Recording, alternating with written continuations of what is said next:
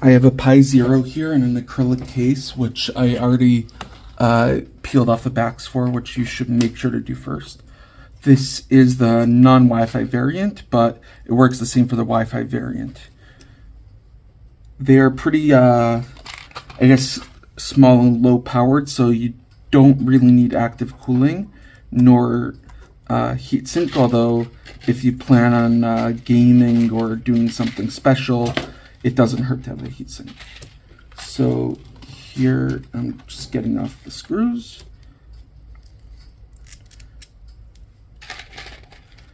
And this case will make the GPIO pins quite accessible, but it leaves a lot of stuff open to the air, which is not necessarily good if you want to put in your backpack or go somewhere. So I would recommend getting another case for that. This is more for like a home server, etc. Okay. So if you get all the screws in the bottom, you want to flip it over, and then we're going to add the plastic piece so the top part has air. This set I got doesn't have any extra pieces, so you want to make sure not to lose them. They're quite small. And let's go find the last two.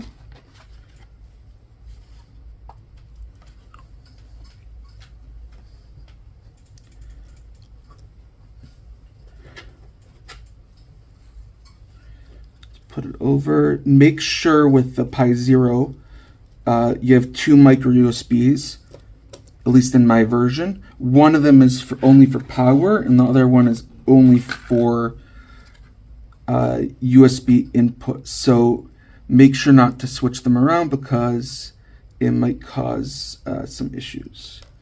So now let's put on the nuts.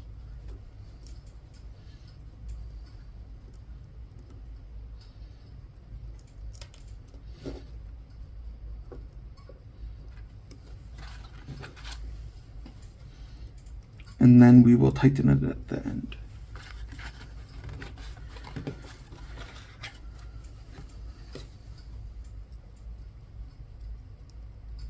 Please comment also what projects you're doing with your Pi Zero, because I'd love to know, and I'd love to do more tests for you. Okay, that was not good. Luckily, the side is open.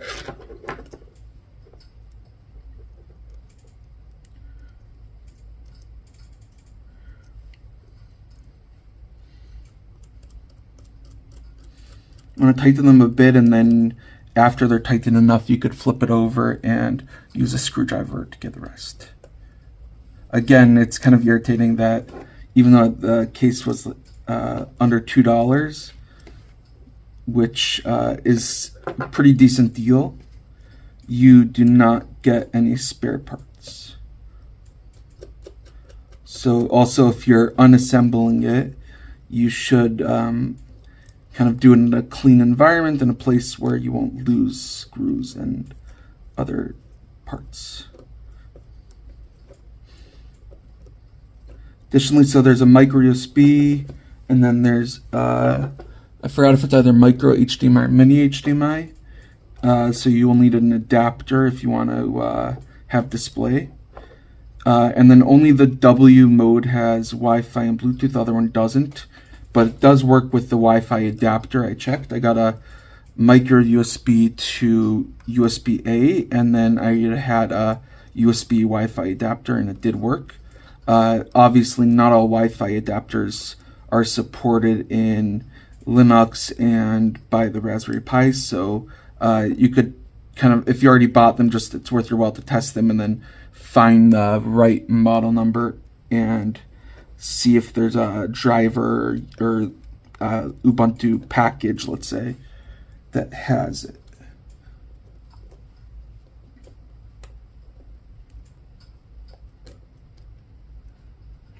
It's always the last one that's more of a challenge.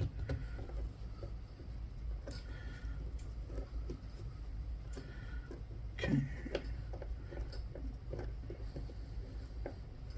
And this way, with the rubber piece in the middle, the rubber plastic piece in the middle, it gives it more airflow, and then you could also attach stuff to deal with the GPIO if you want, such as this, as I mentioned, which is pretty cheap on AliExpress also. So let's just tighten it quickly.